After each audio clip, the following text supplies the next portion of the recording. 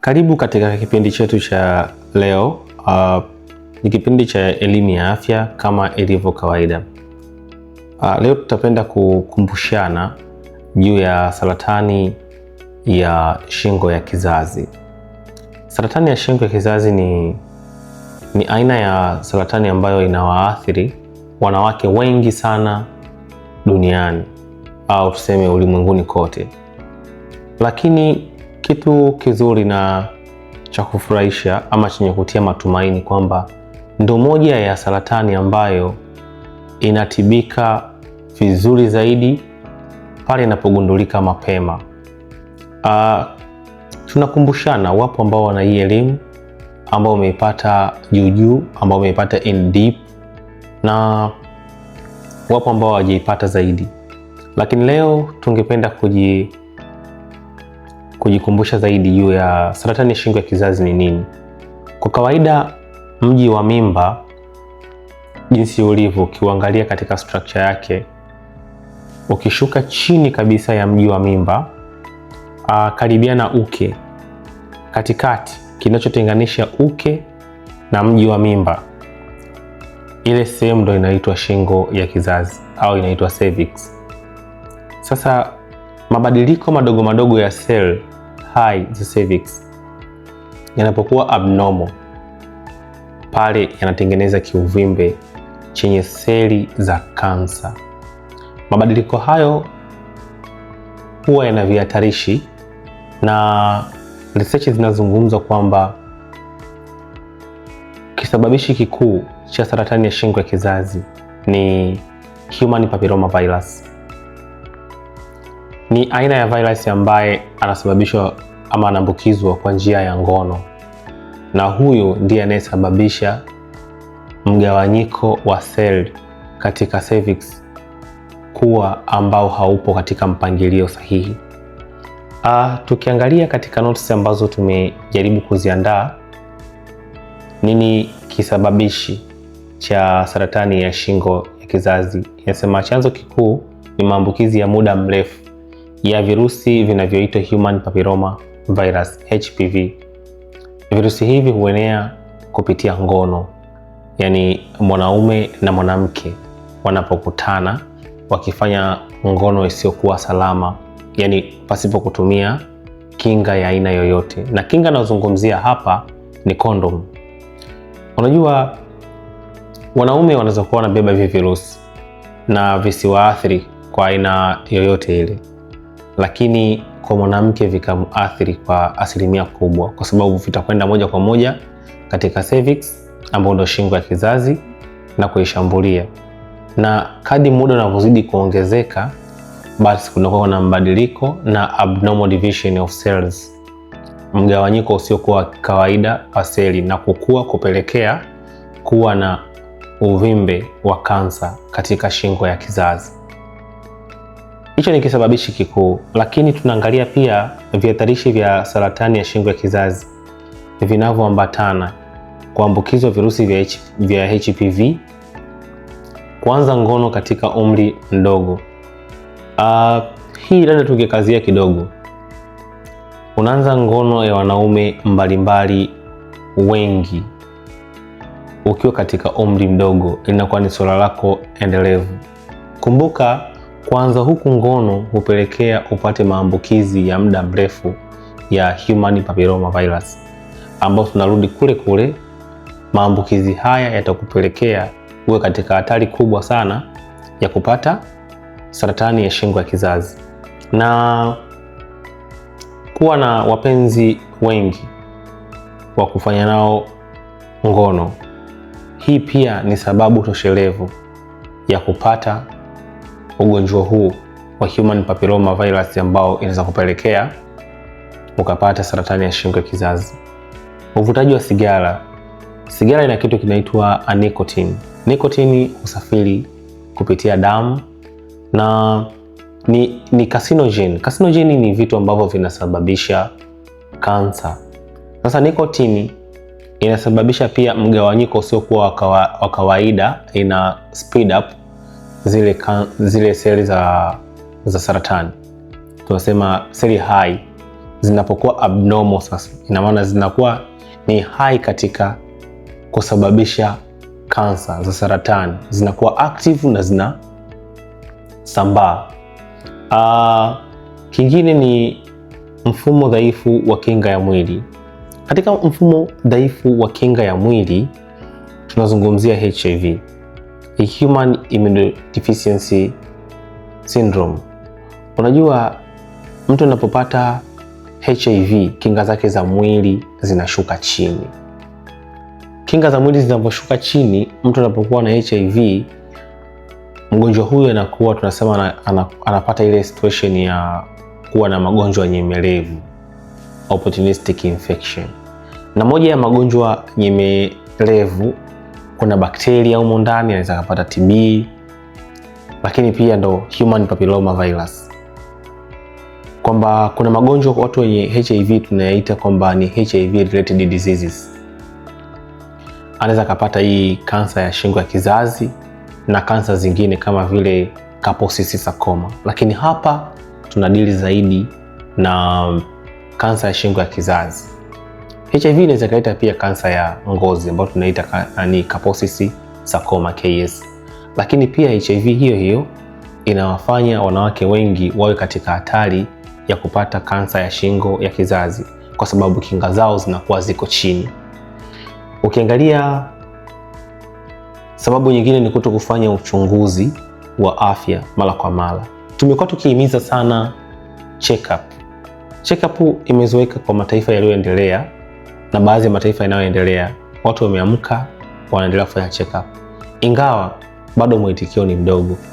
Unapokuwa mwanamke, unapohisi dalili sio nzuri katika viungo vyako vya uzazi, hasa sehemu za uke, baada ya uchafu na kutoka, umeona, na dalili ambazo huzielewi, unaona kabisa hii dalili haiko sawa, fanya check up. Usiogope kwenda hospitali. Kumbuka mwanzoni tumesema kwamba matumaini ya uponaji wa hii saratani ya shingo ya kizazi ni kugundulika mapema. Kwa hiyo kufanya uchunguzi wa mara kwa mara inasaidia sana. Dalili za saratani ya shingo ya kizazi. Katika hatua za mwanzo, mgonjwa anaweza asiwe na dalili zozote, lakini kadri hali inavyozidi kuwa mbaya, dalili zifuatazo huwa zinaanza kuonekana. Ya kwanza, kutokwa na damu ukeni isiyo ya kawaida. Hedhi imeisha, damu zinaendelea kutoka tu, huelewi, unaona kabisa hedhi inakuwa ni abnormal. Hasa hapa hedhi inapokuwa abnormal, sometimes watu wanaweza kachanganya wakasema ni hormone ni nini, lakini utaangalia, utafanya check up, masuala ya hormone utaangalia, lakini pia usiogope kwenda kufanya uchunguzi wa saratani ya shingo ya kizazi. Inaweza kawa sio hormone imbalance, inaweza kawa ni saratani ya shingo ya kizazi. Kutokwa damu baada ya tendo la ndoa, na hii kesi imekuwa nyingi ikijirudia. Kuna haupo bleed, kama ni mwanamke haupo bleed, yani hauko menstruation, unafanya seksi na mpenzi wako, lakini after sex damu zinatoka nyingi. Ile hali inakuwa sio ya kawaida.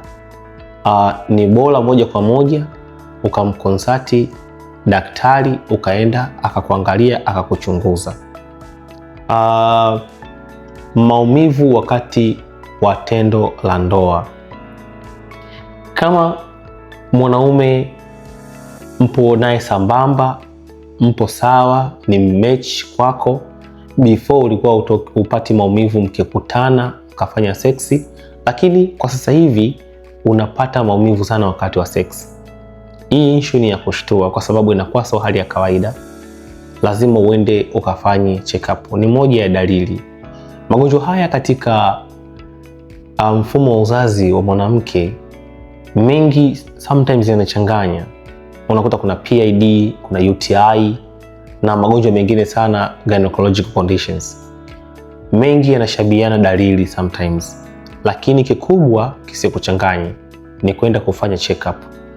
Ukiangalia maumivu ya nyonga au mgongo wa chini, maeneo yote ya chini, na napozungumzia nyonga kwa sehemu ya chini, ukaanza kupata maumivu makali sana kwa muda mrefu yanajirudia rudia, hiyo ni dalili mojawapo ya kwenda kufanya check up ya saratani ya shingo ya kizazi.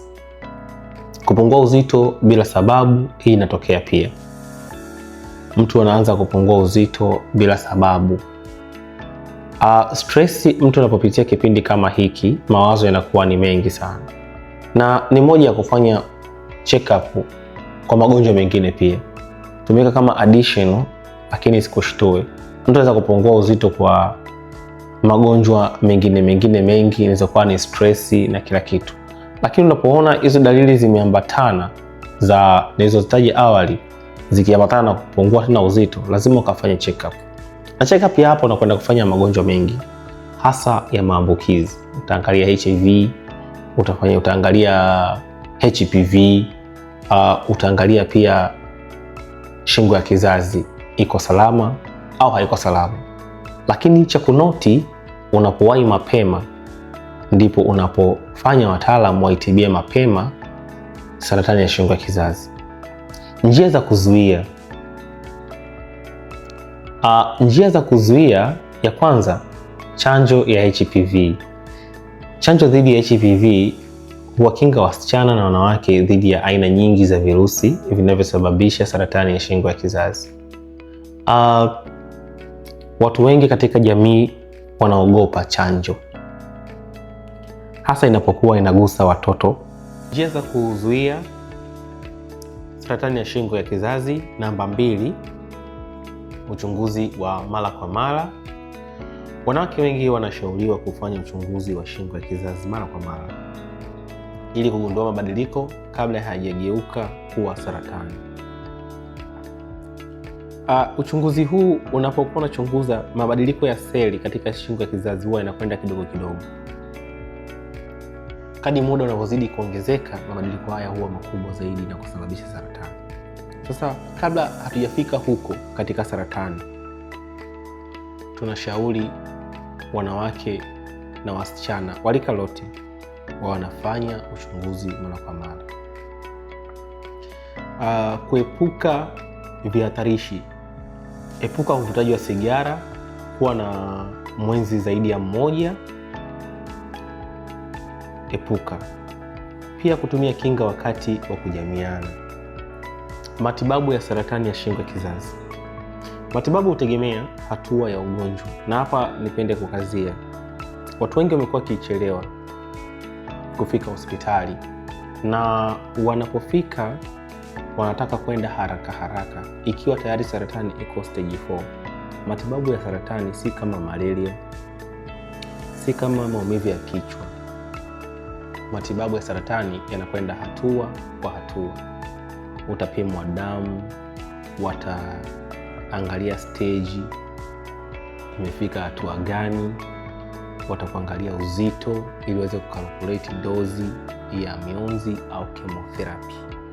Kwa matibabu haya yanakwenda kwa kuangalia mwili wako unastahimili matibabu ya dozi ya aina gani.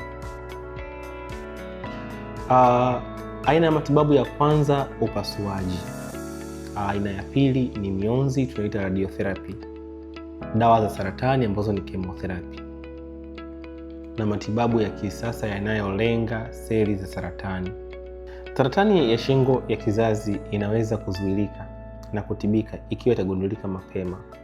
Wanawake wote wanahimizwa kupata chanjo ya HPV, kufanya uchunguzi wa mara kwa mara na kutafuta matibabu mapema wanapoona dalili zisizo za kawaida. Afya yako ni jukumu lako. Fanya uchunguzi wa shingo ya kizazi mapema, okoa maisha yako na wapendwa wako. Na hii ni Grozaki Empire. Kwa swali lolote, shida yoyote, wasiwasi wowote, usisite kutupigia simu, usisite kutufuata katika email, tufuate kwenye comment hapo chini, andika namba yako ya simu, tutakutafuta, tutakushauri. Ushauri ni bure kabisa kwa ajili ya kuokoa taifa letu, kwa ajili ya kuokoa kizazi chetu. Uchunguzi wa saratani wa mapema huokoa maisha. Na hii ni Grozaki Empire. Health Adventures.